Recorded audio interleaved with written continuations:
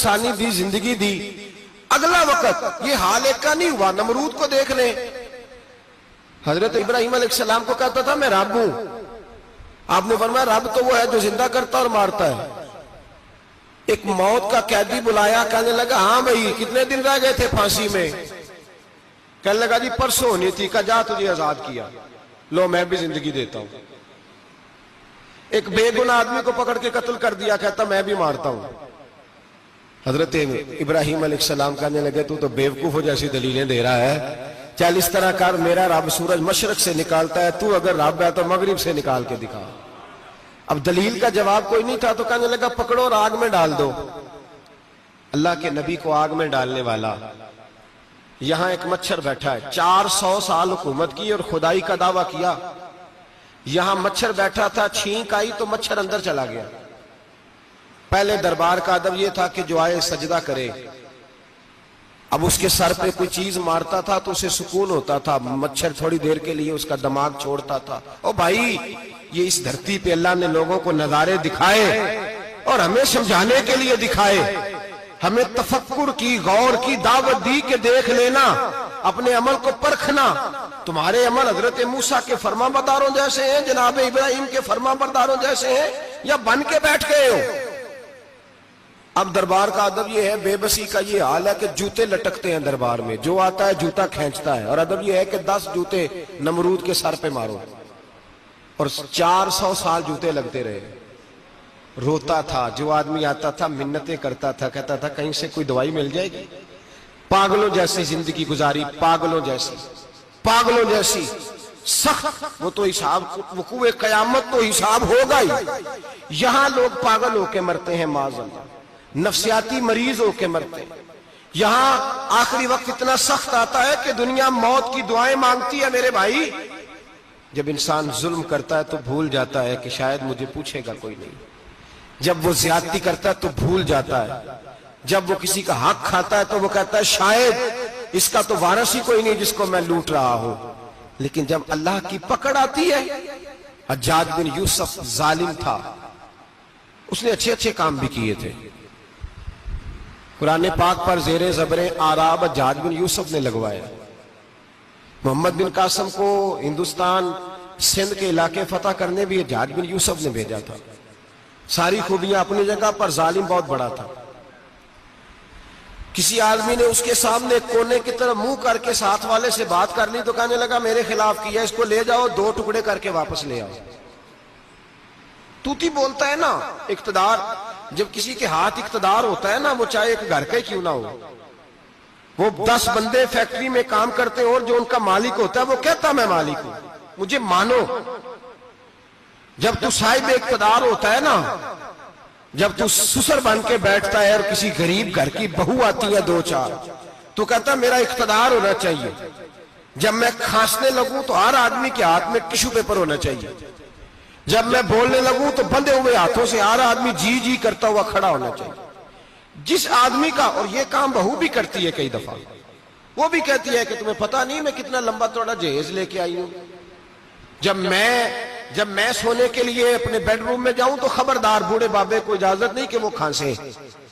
اماں کو چاہیے کہ اگر اس کو بڑی سخت پیاس بھی لگی ہے تو میرے سوتے سوتے باورچی خانے میں برتن نہ کھٹکھٹائے۔ جو جہاں بھی جس اسٹیج پہ بھی بیٹھتا ہے وہ کہتا ہے کوئی نہیں مجھے پوچھنے والا، میں مطلق العنان ہوں۔ جوان بوڑھوں کا مذاق اڑاتے ہیں، سمجھتے ہیں شاید کبھی بوڑھے ہی نہیں ہونا، مذاق اڑاتے ہیں۔ تندرست لوگ بیماروں کا مذاق اڑاتے ہیں، شاید کبھی بیمار نہیں ہونا۔ حجاج بن یوسف ظالم تھا، ظلم کرتا تھا، زیادتی کرتا تھا۔ حضرت سعید بن جبیر ایک تابعی بزرگ تھے، اتنے بڑے بزرگ تھے کہ ساری رات نماز پڑھتے تھے، سارا سال روزہ رکھتے تھے۔ ایک دن انہوں نے منبر پہ بیٹھ کے کہا کہ حجاج ظلم سے باز آ جائے ورنہ اللہ کی لاٹھی بڑی بے آواز ہے۔ اللہ کی لاٹھی، اس کا کیا مطلب ہوتا ہے؟ اس کا مطلب ہے جب رب کی لاٹھی چلتی ہے تو اس کی آواز، جی اس کا پہلے کوئی پیغام، وہ پہلے اعلان نہیں کرتا کہ تگڑے ہو جاؤ لاٹھی چلنے لگی ہے، لاٹھی چلتی ہے پر اس کی آواز، سمجھ آ رہی ہے میری بات کی؟ جمعۃ الوداع کے لیے تشریف لانے والے احباب خاص غور فرمائیے گا، حجاج بن یوسف کو پتا چلا کہ حضرت سعید بن جبیر نے میرے خلاف بات کی، بلا لیا، کہنے لگا تو نے میرے خلاف بات کی ہے؟ فرمانے لگے کی ہے۔ کہنے لگا تجھے پتا ہے میں قتل کر دوں گا؟ آپ فرمانے لگے نہ تو زندگی کا مالک ہے نہ موت کا مالک ہے، تو کیسے قتل کر؟ کہنے لگا تجھے پتا ہے میرا؟ فرمایا میں نے تجھے نہیں، میں نے تو کئی شداد، کئی حماد، کئی قارون، کئی فرعون، کئی نمرود دیکھے، کئیوں کی داستانیں سنی، تو کون ہے؟ تو تو چھوٹا سا ہے۔ ایک جملہ ہے ملا جلال الدین رومی کا، بڑے درویش تھے، ایک بات کہہ گئے، کہنے لگے نمرود جتنے پیسے نہیں، فرعون جتنی حکومت نہیں، قارون جتنی دولت نہیں، ورنہ فرمانے لگے میرے زمانے میں بھی کئی لوگوں کا خدا بننے کو دل کرتا ہے، کئی لوگوں کا دل کرتا ہے، لیکن نمرود جتنے پیسے، فرعون جتنی طاقت اور قارون جتنی دولت نہیں، ورنہ ہو سکتا ہے لوگ دعویٰ کر جائیں معاذ اللہ ثم معاذ اللہ۔ یہ آج سے کئی سو سال پہلے وہ کہہ رہے، آج تو حالات بڑے ابتر ہیں، اس کی نسبت خطرناک۔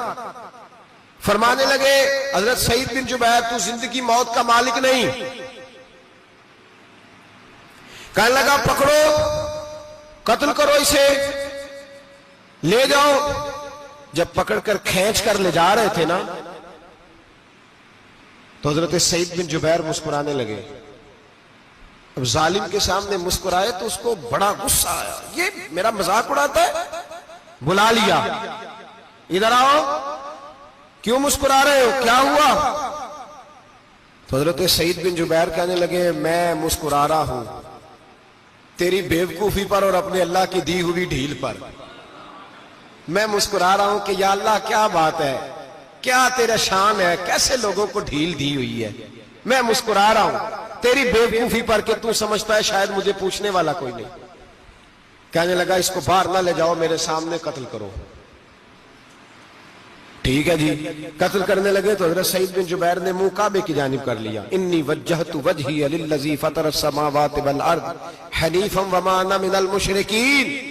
جب آپ نے یہ آیتیں پڑھی نا کہ میں نے منہ کر لیا ہے اپنے رب کی جانب، کرو مجھے قتل، کہنے لگا نہیں نہیں، اس کا منہ پھیرو، کعبے کی طرف ہو کے قتل نہ ہو، ہے ظالم پر پاگل ہو گیا ہے۔ حضرت سعید بن جبیر کے حوصلے نے شکست دے دی، ناکام ہو گیا، مخبوط الحواس ہو، کہنے لگا اس کا منہ پھیر دو۔ جب کعبے سے پھیرا تو آپ فرمانے لگے للہ المشرق والمغرب فإنما تولى فثم وجه اللہ۔ اللہ فرماتا ہے تو مشرق اور مغرب سارا ہی اللہ کا ہے، جدھر بھی منہ کرو گے ادھر اللہ ہی اللہ ہے، جدھر بھی منہ کرو گے ادھر اللہ ہی اللہ ہے، چاروں جانب۔ پھیر دے جدھر منہ پھیرنا ہے، تو نے پھیر دیا منہ۔ حضرت سعید بن جبیر کے گلے پہ خنجر رکھا تو آپ نے ہاتھ اٹھائے، کہنے لگے اے اللہ میرے بعد اسے کسی اور پر مسلط نہ کرنا، میرے بعد کسی اور پر مسلط نہ، بس میں آخری ہوں۔ جب آپ ذبح ہوئے تو اتنا خون نکلا کہ لوگ کہتے ہیں جتنا اونٹ کے وجود سے نکلتا ہے، تر ہو گیا سارا اس کا دربار۔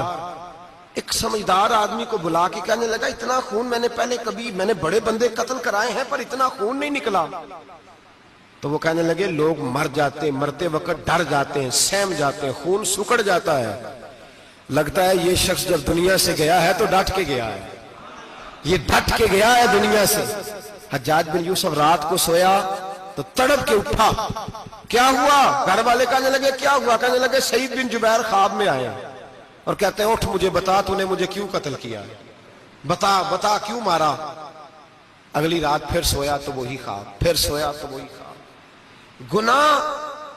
گناہ نفسیاتی مریض بنا دیتا ہے، ظلم تجھے مخبوط الحواس کر دیتا ہے۔ جب تو زیادتی کرتا ہے تو اللہ فرماتے ہیں کہ تو اللہ کو بھولتا ہے، اللہ تجھے اپنا آپ بھلا دیتا ہے، پھر تو بھول جاتا ہے، پھر تو سیدھے رستے پہ چلتا ہے پر بھٹک جاتا ہے، پھر تو صحیح رستوں کا تعین کر کے بھی گمراہ ہوتا ہے، پھر تو روز وہی گاڑی چلاتا ہے پر اب جب تو بریک لگاتا ہے تو نہیں لگتی۔ جب گناہوں کے ساتھ تو مخبوط الحواس ہوتا ہے تو روز وہ کاروبار کرتا ہے، لیکن جب تیرے گناہ تجھے گھیر لیتے ہیں پھر اسی کاروبار میں تو نقصان اٹھاتا ہے۔ حجاج بن یوسف تڑپتا ہے، روتا ہے، یہاں تک کہ بیمار ہو گیا، پیٹ میں درد ہوتی ہے، پتہ نہیں کیا ہوا، تکلیف ہوتی ہے، پتہ نہیں، سارے حکیم، طبیب، ڈاکٹر، کوئی نہ سمجھ سکا کہ بیماری کیا ہے۔ جو بیماریاں خدائی ہوتی ہیں ان کا لوگوں کو پتا، جو آزمائشیں رب کی جانب سے ہوتی ہیں وہ ڈاکٹروں کے ہتھے نہیں چڑھتی، جو تکلیفیں اللہ دیتا ہے ان کا حکیم طبیب علاج نہیں کر پاتے، مشکل، اور شفا اسی وقت ہوتی ہے جب اللہ دینا چاہے، اور جب رب بھی دینا نہ چاہے تو بڑے بڑے ڈاکٹر کہتے ہیں کہ ہمارے بس کی بات نہیں رہی۔ بغداد سے حکیم آئے، پیٹ دیکھا، کہنے لگے نہ تیرے معدے میں کوئی دقت ہے، نہ تیرے جگر میں، نہ کسی اور جگہ، ماجرا کیا ہے؟ ایک آخری علاج ہے، آخری، وہ کیا؟ گوشت کا چھوٹا سا ٹکڑا دھاگے کے ساتھ باندھ کے منہ میں ڈالا، اور پھر ایک باریک سا تنکا لے کے اس کو اندر ڈالنے لگے گلے میں۔ وہ گوشت کا ٹکڑا جب حلق کے اندر اتر گیا، اس حکیم نے واپس کھینچا تو کیسے ایسی بدبو آئی جیسی کبھی سونگی نہ تھی۔ جانور، کیڑے مکوڑے لگے ہوئے باہر نکلے، اور جب دیکھا تو جتنے محل میں لوگ بیٹھے تھے چلاتے ہوئے نکل گئے کہ یہ کیا مصیبتیں ہیں۔ حکیم بھی اٹھ کے دوڑنے لگا، کہا تجھے کیا ہوا؟ کہنے لگے حجاج تیری بیماری زمینی نہیں، تیری مصیبت زمینی نہیں۔ کہا میری مرض تک تم کیوں نہیں پہنچ پا رہے؟ تو کہنے لگے لگتا ہے تو بد دعا کا مریض ہے، لگتا ہے تو ظلم کا مریض ہے، تو جبر کا مریض ہے۔ تڑپتا رہا، سسکتا رہا۔ ایک وقت وہ بھی آیا کہ گھر والوں نے کمرے میں بند کر کے تالا لگا دیا، دیوار سے ٹکرے مارتا۔ او بھائی، جو گناہوں کے بیمار ہوتے ہیں انہیں شفا نہیں ہوتی، جو ظلم، جبر، بربریت کے بیمار ہوتے ہیں انہیں سکون قلبی میسر نہیں آتا۔ دوائیاں ان بیماریوں کی بنی ہوئی ہیں جو بیماریاں زمینی ہیں، جو بیماریاں خوراک کی بد پرہیزی سے ہوتی ہیں، جو گناہوں کی بد پرہیزی سے ہوتی ہیں، ان کی بیماریاں، ان کی شفا توبہ ہے، ان کی شفا رجوع اللہ ہے، ان کی توبہ اللہ سے معافی مانگنے سے شفا ہوتی ہے۔ حجاج جب مرنے لگا تو بلایا، یہ رنگ بھی ذرا ملاحظہ کیجئے گا، دو چار قریبیوں کو بلایا، پتہ ہوتا ہے نا اپنے کرتوتوں کا آدمی کو، پتہ سارا ہے سردار نوکیتیاں دا، پتہ ہوتا ہے سارا۔ بلا کے کہنے لگا جب میں مر جاؤں تو مجھے رات کو دفن کرنا۔ کیوں بھائی، عورت ہے؟ کہنے لگا نہیں، رات کو دفنانا۔ ٹھیک ہے، رات کو دفنا دیں گے۔ پھر کہنے لگا جب صبح ہو جائے تو صبح ہونے سے پہلے پہلے میری قبر زمین کے برابر کر دینا، نشان مٹا دینا۔ کہا وجہ؟ تو کلمہ پڑھتا ہے، حضور کا حکم ہے کہ قبر کم از کم ایک بالش، ایک گیٹ اونچی ہونی چاہیے زمین سے، کم از کم، تو تیری قبر مٹا دے، وجہ؟ پتہ ہوتا ہے اپنے ظلموں کا۔ کہنے لگا مجھے پتا ہے لوگ میرے مرنے کے بعد میری قبر بھی نہیں چھوڑیں گے، دنیا میں تو میرے جبر کی وجہ سے کوئی آ نہ سکا، لیکن میری قبر بھی لوگ جنازوں میں باتیں شروع کر دیتے۔ جنازوں میں نے ایسی بھی داستانیں سنی ہیں کہ کوئی مرا تو لوگ جوتوں کا ہار قبر پہ ڈال آئے۔ نہیں بھائی، تو جب زندہ تھا تو تیرے جبر ظلم کی وجہ سے نہیں کو بول سکا۔ ایک تو ہے قیامت میں حساب ہوگا، یہاں دنیا میں حساب ہونے لگتا۔ اتنی لمبی زبانیں لوگوں کی لٹک کر مرتے وقت باہر نکل آتی ہیں۔ دعا کریں، جمعہ ہے، اللہ تعالیٰ ایمان کی موت عطا فرمائے۔ دعا فرمائے رب تعالیٰ، اللہ تبارک و تعالیٰ توبہ کر کے جانے کی توفیق عطا فرمائے۔ جاگے جاگے اور سنے اور دعا کرے، اے اللہ تو ہمیں ظلم سے ویسے ہی محفوظ فرما، اگر ہم زیادتی کرنے لگے تو اے اللہ ہمیں اس سے منع فرما، ہمیں اس سے تو یہ توفیق دے کہ ہم باز آ جائیں اس گناہ سے۔ میرے بھائی، ایک تو دنیا میں سزا ہے، پھر قیامت کی سزا ہے، اور وہ زیادہ سخت ہے، وہ زیادہ سخت ہے۔